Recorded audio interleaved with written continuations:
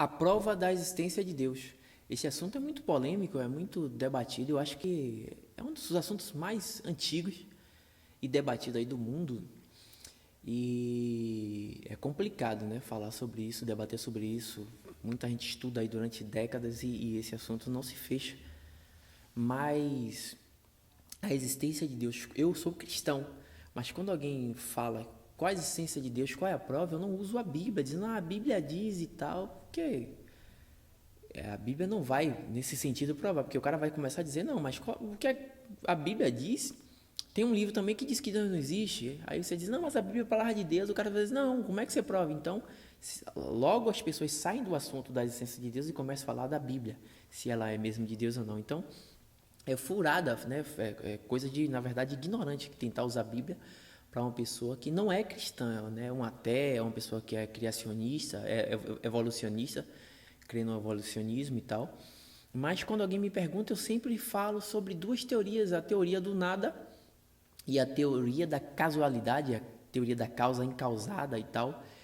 E a teoria da causa incausada, ela mostra que o mundo, o universo em si, ele é um universo que acontece, sempre está tendo causas e produzindo seus efeitos, né? Se você, eu vim da minha mãe veio da minha avó veio da minha bisavó.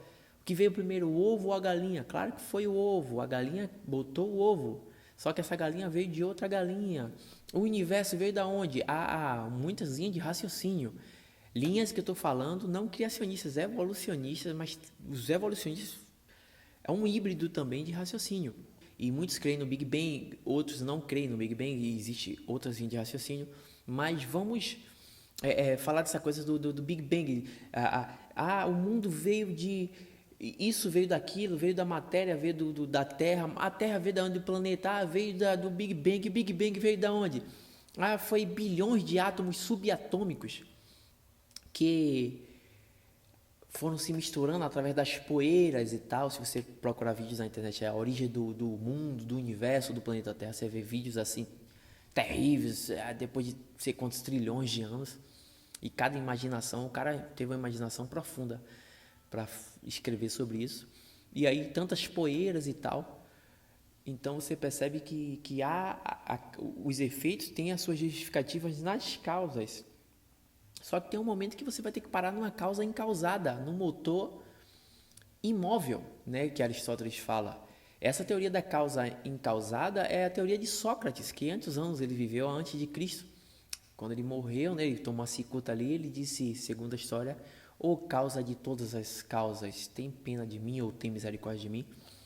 Então, eu creio que Deus ele é a causa incausada porque para todo efeito ele vem de uma causa. Nada vem sem causa. E o efeito que existe, ele vem de uma causa. Vindo de uma causa. Toda causa produz um efeito e o efeito vem de uma causa. Vem de uma causa. Vai chegar um momento que você tem que parar numa causa incausada, numa causa primária. Entendeu? Que não foi causada por outra causa. Por que isso? Porque nada veio do nada. Entendeu? Nada vem do nada. Então você tem que parar numa causa, né? Algo que existe. Porque se você falar que houve um momento também que não existia nada, que eu já estou agora falando da teoria do nada, se nada veio do nada, se houve um momento, como muitos creem, não todos os evolucionistas, mas muitos creem que teve um momento que não existia nada, só era o vácuo. Você já imaginou na sua mente o vácuo criando alguma coisa? Não tem lógica. O nada não pode criar nada. E indo para a Bíblia, Deus ele para a teologia, né? Deus ele é o autoexistente que se revela. Ele é a causa incausada, o que Aristóteles chamou de um motor móvel, que não foi movido por ninguém, ele que passou a mover todas as coisas e criar as coisas. Então, eu vou nessa linha de raciocínio, mas claro, isso aqui não é uma comprovação, isso aí é muito pessoal. Porque é pessoal e Deus também ele não pode ser comprovado cientificamente através dos postulados científicos. Porque você não tem como pegar Deus, ver Deus, encontrar Deus. Pegar um microscópio e dizer, ó, Deus ali, eu subi no espaço, eu vi Deus. Entendeu? Por que isso? Porque Deus é inteligente. Se você pudesse encontrar Deus através do acúmulo de conhecimento, através de princípios científicos, quem teve conhecimento, oportunidade ao estudo, à educação, à ciência, ia chegaria diante de Deus. E quem não teve, o pobre, o mendigo, o excluído, não ia ter Deus. Então Deus seria injusto. Na Bíblia está escrito, Deus fala, buscar-me-eis e me achareis quando me buscareis de todo o vosso coração. Eu serei achado de vós. Em Mateus 5,8, Jesus fala, bem-aventurado, bem felizes são os puros de coração, porque verão a Deus.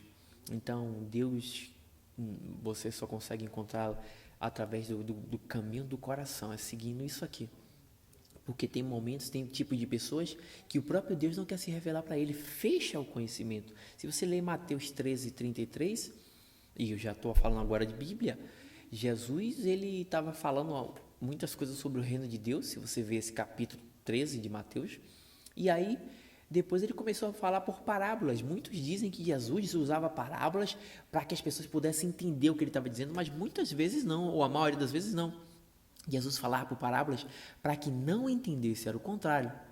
E aí perguntaram a Jesus, por qual o significado? O que se quer dizer essas parábolas? Ele disse, eu falei por parábolas porque a vocês é dado conhecer os mistérios do reino, ou seja, vocês podem saber os mistérios do reino de Deus, mas a eles não, porque eles me ouvem de mau grados e fecham o coração para que com ele se cumpre o que diz o profeta Isaías, que ouvendo não vejam, ouvindo não entendam, não se convertam e não sejam curados.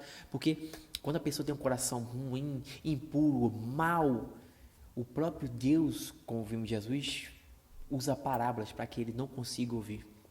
Entendeu? Então você vê aí muitos sábios cientistas dizendo Deus não existe. E na Bíblia você vê um mendigo cego lá que pedia esmola e ouviu Jesus passar e começou a gritar dizendo, filho de Davi, tem compaixão de mim. E Jesus olhou aquela fé e o curou e deu a visão. E foi interessante que você vê em João no capítulo 9, um cego ali que não sabia nada da Bíblia, nada do criacionismo ou evolucionismo, já tinha esse debate já de séculos, mas ele foi curado. E aí muitos mestres da lei, fera da Bíblia do Antigo Testamento, fera na Torá, disse, mas como ele pode te curar? Porque curar um cego de nascença era a característica de um Messias, só ele podia fazer isso. E o pessoal disse, mas como chegou para o ex-cego e disse, como ele te curou, como ele é o Messias? Se segundo as nossas leis, entre aspas, né, em outras palavras, ele não guarda o sábado, ou seja, Jesus não se enquadrava com um pacote de doutrina da religião desses homens, que eles criaram. Ele não se enquadra, ele não pratica isso, ele não pratica aquilo, ele não tem como ser o Messias. E aí o ex-cego não entendia tanto daquela doutrina dos homens e não era bom entender mesmo. Ele disse assim, ó, se ele é pecador, se Jesus é pecador ou não é, eu não sei. Uma coisa eu sei, é que eu era cego e agora eu vejo. E ninguém pode tirar isso, em outras palavras. Ou seja, quem tem experiência com Deus, ele nunca fica à mercê daquele que só tem conhecimento, entendeu? Uma coisa eu sei é que eu era cego, meu irmão, e hoje eu vejo. E Gerson, eu era cego espiritual, hoje eu vejo. Alguém pode falar o que for, mas eu sei que minha vida foi mudada, entendeu? Então o cara vai me encher de conhecimento ateísta, evolucionista, do que foi, o cara vai dizer, eu não tenho muito conhecimento, o que? O Deus um delírio de Richard Dawkins? Nunca li não, eu não sei nem ler direito, mas uma coisa eu sei, é que eu era cego e hoje eu vejo, eu tenho experiência. E Deus se revela por quem tem um coração puro. Então, é um debate muito profundo e muitos cristãos tentam provar Deus através de princípios científicos e não vai. Se o cara não tiver um coração bom, não só coração bom, muitas pessoas que dizem assim, eu não creio em Deus, não quer dizer que ele é ruim. Porque para mim os piores ateus são aqueles que dizem que Deus existe e vive como se ele não existisse. E tem muitas pessoas que se dizem ser ateias, mas quando você vê a vida delas, você percebe que são pessoas que creem muito em Deus, mesmo que eu não confesse. Então, existem muitos porquês aí de pessoas que dizem, eu não creio em Deus. Às vezes é raiva da religião, que alienam meio as religiões dos homens, raiva de líderes que tomam dinheiro, raiva disso aí, entendeu? Tem vários tipos de mágoa que a gente não está na mente dele para saber. E também tem esse lado que eu estou falando, se o cara é ruim, a bondade nunca vai se revelar a ele, é bondade, o Deus que é bom, que é amor. Agora, eu estou falando isso para você não pensar que se o cara fala que Deus existe, se ele é um cara ruim, não. desconfie mais dos religiosos. Eles usam o nome de Deus para se beneficiar. Deus é muito usado nesse meio, né, no meio deles. Mas muitos usam ateus aí no YouTube, eles usam assim, usa texto de 4.000 anos atrás do Velho Testamento. Deus mandou fazer isso, mandou fazer atrocidades. E é complicado querer interpretar um texto de 4.000 anos atrás, de pessoas bárbaras e tal, e aplicar para os nossos tempos hoje, entendeu? Apesar que tem muitos estudos aí de teólogos, de arqueólogos, pessoas coerentes, trazendo uma linha de raciocínio. E a questão de morte também, para Deus, não é como a gente, né? A Bíblia diz que Deus se alegra com a morte dos seus servos, dos justos. Ele não gosta da morte do ímpio. Porque o ímpio que faz impiedade, que faz maldade e depois morre, está perdido. Então a Bíblia diz que Deus não se alegra com isso. Mas Deus, ele interpreta o mal do mundo, a maldade, é muito diferente da gente, entendeu? Que quer ver nossa família bem, nossos filhos, todo mundo bem. E Deus interpreta diferente. Ele quer ver bem, mas para ele ninguém morre. Para eles estão vivos, entendeu? Então é complicado você pegar algo do sentimento da morte. A criança morreu, aconteceu isso e tal, porque Deus permitiu, aconteceu um acidente, como é que Deus existe? Entendeu? É complicado querer usar esse sentimento humano para falar de um Deus que é o dono da vida e da morte, que para ele ninguém morre. Aconteceu um acidente lá na terra, o Espírito subiu aqui para ele e está aqui com ele, entendeu? Então a interpretação de Deus é completamente diferente em face da morte. E é por isso que a gente vê, aconteceu um tsunami, matou 280.000 pessoas, matou pra gente, porque saiu daqui, entendeu? Para mim eles fizeram só viagens.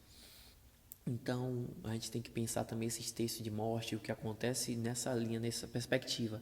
A gente interpreta as coisas da vida e as intempéries, as maldades, as tragédias no princípio do nosso tempo, do cronômetro, entendeu? Do tempo Cronos, mas o tempo de Deus é o Kairos, é o tempo da eternidade.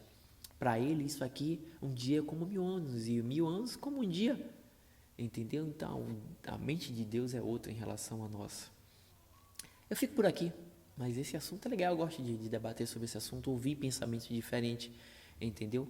Eu gosto muito do design inteligente, né? O mundo revela que Deus existe. Romanos 1, a partir de 19, Paulo fala isso, que o que de Deus se pode conhecer, o que ele quis revelar, é conhecido pelas coisas que foram criadas, assim os seus atributos invisíveis e o seu poder eterno, a sua própria divindade é conhecida pelo design inteligente, as coisas que foram criadas pelo mundo. E em Salmo 19, o salmista Davi fala que os céus proclamam a glória de Deus e a terra, né, o céu proclama a glória de Deus, o firmamento anuncia as obras das suas mãos. Um dia fala ao outro dia, uma noite revela conhecimento à outra noite. Não há discurso nem palavras, mas por toda a terra se faz ouvir a sua voz e as suas palavras até aos confins do mundo. Não tem como um mundo desse dizer que foi obra do acaso e veio em vão. Se alguém crê assim, normal, cada um escolhe o que quer crer. E tem que ser fiel à sua própria consciência, que não é monopólio de ninguém. Você não pode querer trair a você mesmo para poder repetir o que alguém falou, entendeu? Mas muita gente às vezes tentam negar qualquer tipo de argumentos e tal, e fundamentar algo que é até errado, tipo assim, eu creio que Deus existe. Se eu morrer e ele não existir, o Espírito não existir, e acabou, eu não vou saber. Mas aquele que disse que crê que Deus não existe, se ele morrer e ele perceber que existe um outro mundo, em uma outra esfera, ele vai se arrepender pelo resto da vida dele.